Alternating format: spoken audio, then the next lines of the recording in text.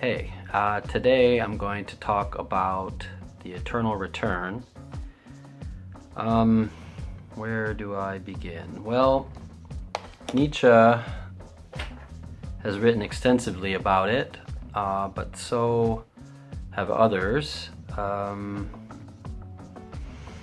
Nietzsche called it the eternal return or the eternal recurrence. But I mean, it's been around since antiquity, the idea of it, so it's nothing really new, and Nietzsche didn't really invent it. He sort of brought it back, I should say. I'm going to talk about that, but it's going to connect to another video that I'm going to do next about anamnesis. So you should look out for that video when it comes. I'm going to put on my glasses because I made a few notes. Basically the theory is that existence reoccurs in an infinite cycle as energy and matter transform over time. I would say, people might say it's like reincarnation, but I feel like it's a little bit different, maybe. In reincarnation, they are coming back as a different entity.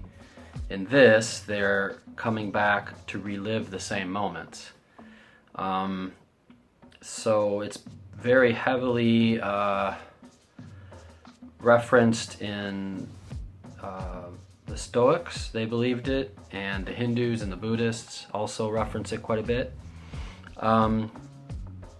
The problem with it, or maybe not the problem, but the complication of it, is that the human condition is all suffering, or mostly suffering. So thinking that we should relive it over and over again seems like a terrible idea. And in some ways I would agree with that, but I also think, something that Nietzsche said was embracing amor fati, and that's loving one's fate. So, I think we tend to think of our negative experiences over our positive experiences.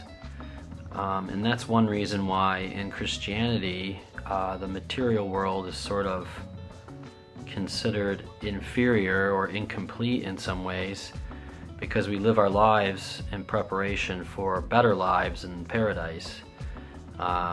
So in that case, we're sort of thinking that this world is not enough.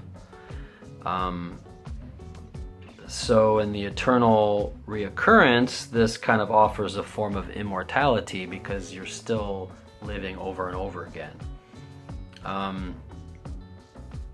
So whether this is something you want to do probably depends a lot on your point of view.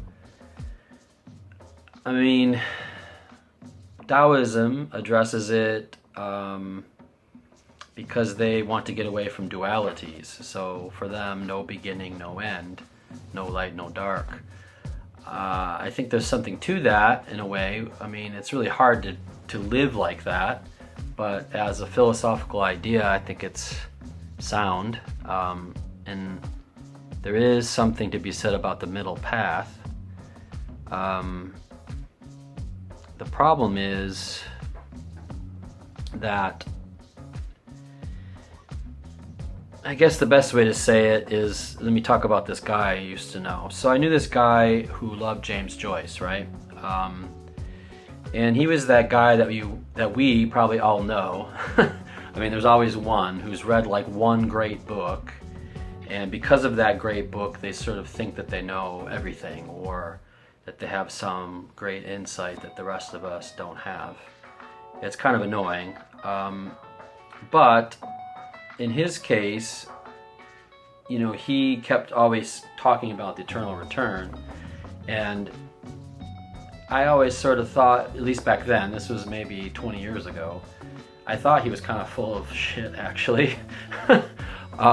It wasn't because I wasn't on the same page or anything. It was more the way he saw it, I think he saw it as some kind of like Nirvana-esque experience where he sort of transcended this life, or at least that's what he thought. But I don't really see it as like a reward. He saw it as a reward, and I think that's not the way to look at it. I mean, you could think of it as a reward or a penalty, depending on how you see your life. But Nietzsche, you know, with his Ubermensch idea, the overman, conquering the man, the normal man, that sort of almost goes against the idea of the eternal return in a way, because it's sort of saying that you can keep improving or keep conquering what you were, or moving towards a certain point, I guess. But I think those two things can kind of live in tandem. And maybe that's something that the Taoists try to teach us, is that yes, if you go to one extreme or the other, you're going to live in an imbalance. And it's almost impossible to live in the middle. To be true neutral is very impossible. But that doesn't mean you can't try. And I think with this kind of thing, it's almost more about the trying than the doing. Or, you know, Yoda says, do or do not, there is no try. And that's a nice idea, but in reality, I think that's very difficult. Anyway, do I believe in this? Well, I do, but I think my idea of it is a little bit complicated, and it definitely has to do with this idea of anamnesis, which I will talk about in another video. But I have had experiences where I felt like I was doing something again. And, you know, I know people talk about deja vu, but I'm not really saying that. I'm more like saying like a feeling where I'm recalling something that I learned before. And that's something that is directly tied into anamnesis. So I do think it exists, but I think it might be more complicated than we can understand, maybe. So what does this mean for our identity?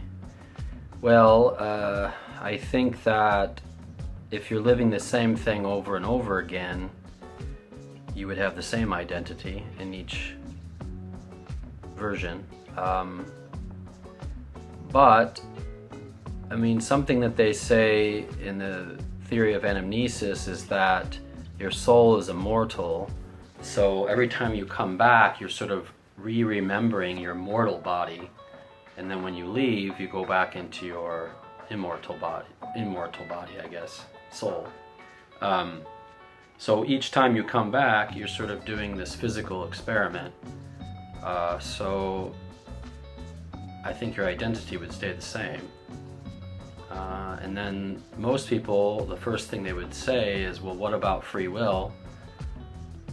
I think this is the irony of the whole thing, is that I still think that there's free will. I think that that's a mystery of the universe, and in Taoism they always talk about how everything has an opposite and that those opposites are contradictions.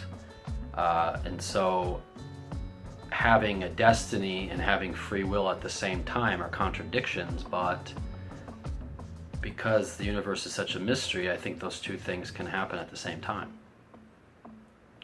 So Nietzsche used to say that you should say yes to everything, knowing that there are no mistakes. And that's something that I think Aleister Crowley would also agree with him on. No matter what you do, you're always doing what you're supposed to be doing. You're following your true will. So does this idea make you reevaluate your past life choices and future life choices? I think it would.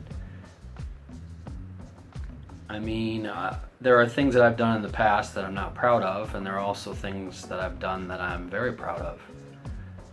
And I think that even with a little bit of wisdom, you still can make tremendous mistakes. So, you know, I don't think it's something you should second guess yourself about, thinking that you're just going to have to do this over and over again if you make poor choices. But, you know, there is something nice about thinking that, you know, someone you were in love with once, or some, you know, very proud moment you had, or something you won, or something you sort of conquered, to live that again would be really great, I think. The problem is that you would not remember that you did it the first time. Or at least maybe a little bit you would if you had moments of deja vu or some kind of other recollection. Anyway, I will talk more about it in my anamnesis video, but that's all for today. Bye.